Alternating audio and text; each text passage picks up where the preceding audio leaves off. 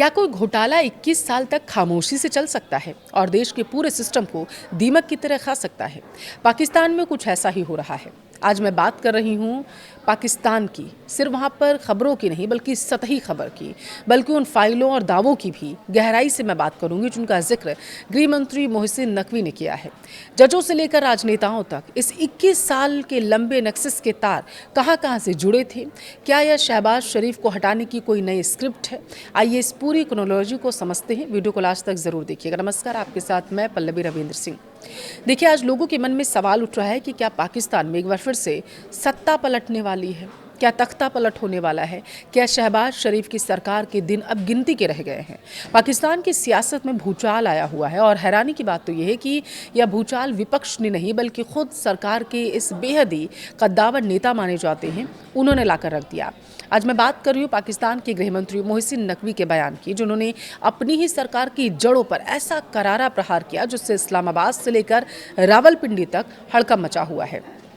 नकवी ने पाकिस्तान के इतिहास के सबसे बड़े घोटाले का पर्दाफाश करने का दावा किया। एक ऐसा घोटाला जो 21 सालों से चल रहा था और जिसमें राजनेताओं से लेकर जज और नौकरशाह तक सब शामिल रहे हैं। लेकिन इस पूरे विवाद में सबसे दिलचस्प बात आपको पता है क्या है? नकवी को Pakistani army chief general Asim Munir का बेहद करीबी माना जाता है। तो क्या यह सेना की तरफ से शहबाज शरीफ को कुर्सी से हटाने का कोई नया मास्टर प्लान है? क्या उनके कंधे पर रखकर बंदूक चलाई जा रही है? क्योंकि राजनीति को जानने वाले लोग तो यही मान रहे हैं। सबसे पहले बात करते हैं कि आखिर मोहसिन नकवी ने कहा क्या है। देखिए, गृह मंत्री मोहसिन नकवी ने हाल ही में दरअसल एक बयान दिया जिसने पूरी पाकिस्तानी सत्ता को हिलाने का काम कर दिया। उन्होंने स्पष्ट रूप से कहा कि पाकिस्तान में एक ऐसा नेक्सस यानी गठजोड़ काम कर रहा है जिसने पिछले 21 सालों तक जमकर रिश्वत बांटी और ली है। नकवी के शब्दों में कहे तो मुझे नहीं लगता कि पाकिस्तान के इतिहास में कभी इतना बड़ा घोटाला हुआ होगा जिसमें जज, नौकरशाह, राजनेता, बैंकर सभी शामिल हो। ये बयान था उनका। अब सोचिए आप, एक देश का वर्तमान गृह मंत्री सरेआम कह रहा है कि देश का पूरा सिस्टम ही करप्ट है। न्यायपालिका, कार्यपालिका और विधायिका सबके सब इस हमाम में पूरी तरीके से नहा चुके हैं। हालांकि नकवी ने अभी तक किसी का नाम तो नहीं लिया है सार्वजनिक तौर पर, लेकिन उन्होंने सिर्फ इतना कहा है कि 21 साल तक लगातार रिश्वत दी जाती रही और लोग उसे लेते भी रहे। यह कोई छोटा मोटा भ्रष्टाचार नहीं है, बल्कि यह एक संस्थागत लूट के तौर पर इसे देखा जा रहा है। नकवी ने चेतावनी दी है कि इस घोटाले में शामिल हर एक व्यक्ति के खिलाफ सख्त से सख्त कार्रवाई की जाएगी। लेकिन बिना नाम लिए इस तरह का सनसनीखेज बयान देना, सनसनीखेज खुलासा करना राजनीति में अक्सर एक वार्निंग शॉट के तौर पर माना जाता है, इसे देखा जाता है। यानी मेरे पास तुम्हारी फाइलें हैं और मैं तुम्हें कभी भी बेनकाब कर सकता हूँ, ये इसे धमकी के तौर पर देखा जाता है। अब सवाल ये उठता है कि गृह मंत्री अपनी ही सरकार की फजीहत क्यों कर रहा है? इसे समझने के लिए हमें शहबाज शरीफ और मोहसिन नकवी के बीच के रिश्ते को, खटास जो है उसे समझना होगा। पाकिस्तान की सत्ता के गलियारों में देखिए, यह बात छुपी नहीं है कि प्रधानमंत्री शहबाज शरीफ और मोहसिन नकवी के बीच सब कुछ ठीक नहीं चल रहा है। नकवी सिर्फ एक मंत्री नहीं है, उन्हें सुपर मिनिस्टर कहा जाता है। कई बार ऐसा लगता है कि देश शहबाज शरीफ नहीं बल्कि नकवी चला रहे हैं। कहा जाता है कि मोहसिन नकवी की अपनी राजनीतिक महत्वाकांक्षाएं हैं। वो खुद पाकिस्तान का प्रधानमंत्री बनने का ख्वाब देखते थे और जब आपकी कैबिनेट में ही कोई आपके पद पर नजर गड़ाए बैठा हो तो सरकार में दो फाड़ होना तो लाजमी है। नकवी का यह भ्रष्टाचार वाला बयान शहबाज शरीफ की नागरिक सरकार को कमजोर करने का काम कर रहा है।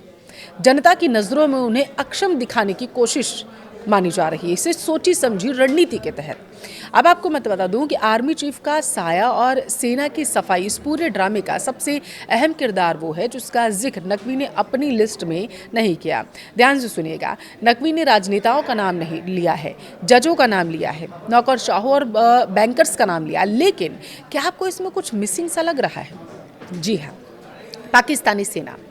एक्सपर्ट्स का मानना है कि नकवी ने बड़ी ही चालाकी से सेना या जनरल्स का कोई जिक्र अपने बयान में नहीं किया। सब आ गए उनके बयान में, लेकिन सेना छूट गई।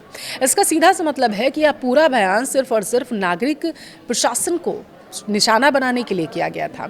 यह जानना यहाँ पर बेहद ज़रूरी बन जाता है कि Mohsin Naqvi Pakistani army chief general Asim Munir के बेहद करीबी हैं। रिश्तेदार उनके माने जाते हैं। पाकिस्तान में ये कहा जाता है कि सत्ता का असली रिमोट कंट्रोल हमेशा रावलपिंडी के पास रहता है, यानी कि सेना के पास, सेना के मुख्यालय के पास। ऐसे में नकवी के मुंह से निकली हर बात को सेना के संदेश के रूप में देश की जनता और एक्सपर्ट्स देखते हुए नजर आ रहे हैं। अब क्या सेना शहबाज शरीफ से तंग आ चुकी है? क्या इमरान खान के जेल में होने के बाद अब सेना को शरीफ परिवार की भी ज़रूरत नहीं रही है? नकवी के जरिए सेना यह नैरेटिव सेट कर रही है कि देश की राजनेता और जज महाभ्रष्ट हैं और केवल सेना ही वह पवित्र संस्था है जो देश को बचा सकती है। क्या ये नैरेटिव सेट किया जा रहा है? क्योंकि ये सवाल सबके दिल में है। देखिए, इतने बड़े आरोप लग चुके हैं, देश के सिस्टम को भ्रष्ट बता दिया गया, लेकिन पाकिस्तान की दो सबसे बड़ी सियासी पार्टियां यानी पाकिस्तान मुस्लिम लीग नवाज और पाकिस्तान पीपल्स पार्टी, दोनों के मुंह पर ताला लगा हुआ है। पंजाब से आने वाली पीएमएल ने जो खुद सत्ता में है और सिंध में मजबूत पकड़ रखने वाली पीपीई, दोनों ही इस मुद्दे पर एक शब्द बोलने के लिए अभी फिलहाल के लिए तैयार नहीं, या फिर शायद बच रही हैं। कहने को तो ये भी हो सकता है, लेकिन ऐसा क्यों? आपने कभी सोचा? क्योंकि दोनों पार्टियों को पता है कि यह तीर सीधे रावलपिंडी से चला है, आर्मी मुख्यालय से। अगर उन्होंने नकवी के खिलाफ कुछ भी बोला तो उनका सीधा टकराव सेना से हो जाएगा, जो इस वक्त कोई भी राजनेता, कोई भी पार्टी फिलहाल के लिए तो लेना नहीं चाहता पाकिस्तान में। अब यह खामोशी इस बात का भी सबूत है कि पाकिस्तान में राजनेता कितने ज़्यादा बेबस हो चुके हैं। वो जानते हैं कि अगर 21 साल के घोटाले की फाइलें सच में खुल गई तो दोनों पार्टियों के कई बड़े नेता, पूर्व मंत्री और उनके करीबी नौकरशाह इस आग में जल जाएंगे। तो क्या पाकिस्तान एक और तख्तापलट की ओर बढ़ने लगा है? हो सकता है कि यह मिलिट्री कूप ना हो, लेकिन एक सॉफ्ट कूप ज़रूर दिखाई दे रहा है, जहां सेना अपने मोहरों के जरिए सत्ता परिवर्तन करना चाहती है, या फिर सत्ता पर कंट्रोल करना चाहती है, या फिर हुक्मरानों को हिदायत दे रही है। मोहसिन नकवी का यह बयान महज एक शुरुआत है। आने वाले दिनों में अगर कुछ बड़े राजनेताओं या जजों पर कार्रवाई होती है तो हैरान होने की भी ज़रूरत नहीं होगी। पाकिस्तान की राजनीति हमेशा से ही देखिए अप्रत्याशित रही है, लेकिन एक बात तो तय है, जब भी सेना और राजनेताओं के बीच जंग होती है, जीत हमेशा रावलपिंडी की रही है। पाकिस्तान की राजनीति में इन दिनों एक ऐसा चक्रव्यूह रचा गया है जिसमें प्रधानमंत्री शहबाज शरीफ चारों तरफ से घिरते नजर आ रहे हैं। यह चक्रव्यूह किसी विपक्षी दल ने नहीं, बल्कि जब अपनी सरकार के सुपर मिनिस्टर रचने लग जाएं तो सोचिए आपका क्या होगा। देश की राजधानी इस्लामाबाद को बड़े बड़े कंटेनर से सील कर दिया गया। एक नए तरीके के तख्तापलट की अटकलें अब तेज हो गई हैं। अब देखिए, जिस तरीके की तस्वीरें सामने आ रही हैं वो हैरान करने वाली हैं। इस चक्रव्यूह का पहला चरण शुरू होता है एक नैरेटिव सेट करने से। गृह मंत्री मोहसिन नकवी ने हाल ही में सार्वजनिक मंच से जो बयान दिया वो हैरान करने वाला था, और यहीं से बुना गया पूरा चक्रव्यूह। उन्होंने अपनी सरकार की बखियां उधेड़ने का काम किया। 21 साल के भ्रष्टाचार को दुनिया के सामने रख के नकवी ने दावा कर दिया कि इस महाघोटाले में देश के जज, नौकरशाह, राजनेता और बैंकर सभी शामिल हैं, जिन्होंने दशकों तक रिश्वत ली और दी। सबसे ध्यान देने वाली बात यह है कि इस पूरी लिस्ट में सेना का कहीं जिक्र नहीं था, जैसा हमने आपको बताया। देखिए, चक्रव्यूह कैसे रचा गया है शरीफ की सरकार को घेरने के लिए, मैं आपको वो बताने की कोशिश कर रही हूँ। शरीफ की सरकार को अक्षम भ्रष्ट साबित करने की सोची समझी रणनीति यहाँ पर अपनाने की कोशिश की गई है। चक्रव्यूह का दूसरा चरण आपको पता क्या है?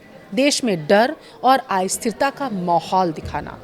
नकवी ने पाकिस्तान के युवाओं यानी कि जेनजी को एक बड़ा बयान दिया था, कड़ा बयान। आपने देखा होगा, कुछ समय पहले वो वायरल भी हुआ था, 2 से 3 दिन पुरानी बात है। उन्होंने कहा कि अगर देश के युवा, जिन्हें उन्होंने कॉकरोच शब्द से संबोधित किया, एक हो गए तो वे सब कुछ पलट कर रख देंगे।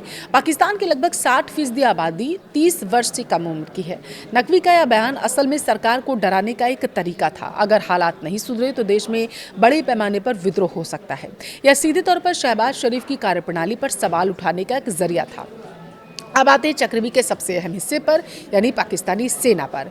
यह सब कुछ मोहसिन नकवी अकेले नहीं कर रहे हैं, इतना तो हमें गौर से समझना होगा। नकवी को सेना प्रमुख जनरल आसिम मुनीर का बेहद करीबी और उनका रिश्तेदार माना जाता है। नकवी दरअसल सेना के मोहरे के रूप में काम कर रहे हैं। अब देखिए, एक्सपर्ट्स ये मान रहे हैं कि सेना शहबाज शरीफ के जो पर है वो कतरना चाहती है। नकवी ने खुलेआम ये भी कहा है कि जनरल आसिम मुनीर की सारी मेहनत बेकार चली जाएगी अगर राजनेता सिस्टम को ठीक नहीं करेंगे तो। इसके अलावा शासन के विकेंद्रीकरण और नए प्रांत बनाने की नकवी की मांग भी सेना के इस एजेंडे का हिस्सा है, जिससे मौजूदा राजनीतिक दलों की ताकत को छोटे छोटे प्रशासनिक हिस्सों में बांटकर कमजोर किया जा सके। शहबाज शरीफ के वफादार भी इस घेराबंदी को समझ रहे हैं और अब पलटवार भी करना शुरू कर चुके हैं। पाकिस्तान के रक्षा मंत्री ख्वाजा आसिम ने नकवी पर तीखा हमला बोला है। देखिए, आसिम ने नकवी को आड़े हाथों लेते हुए कहा कि अगर इतनी ज़्यादा ताकत रखने वाला शख्स ही शिकायत कर रहा है तो बाकी पूरी कैबिनेट को घर चले जाना चाहिए। आसिफ ने यह भी दावा किया है, आसिम मुनीर, कि ये नकवी जो कैबिनेट की अधिकतर बैठकों से नदारद रहा है, खुद को प्रधानमंत्री के प्रति जवाबदेही ही नहीं मानता।